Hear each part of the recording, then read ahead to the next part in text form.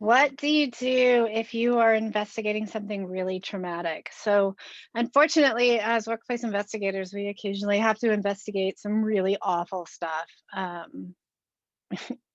People get killed at work, people get raped at work. Some truly awful things happen at work. And workplace investigators get called into some of that stuff. And I suppose what I would tell you is remember, you're not investigating the underlying crime. That is something that the police will have engaged with.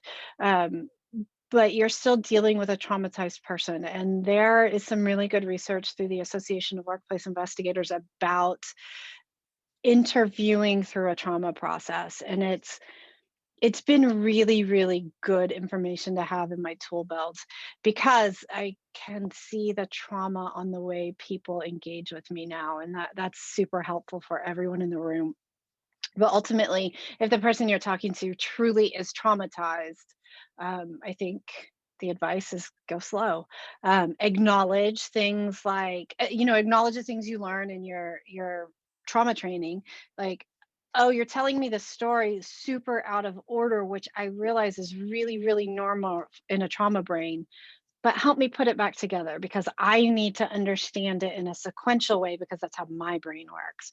Um, Being able to say things like, I'm about to ask you questions about your body, and I realize that that is traumatic, but these are the reasons I need to understand that. Tell me where he touched your inner thigh. Um, it was here, not here. It was on the top. It was in the middle. Whatever it is.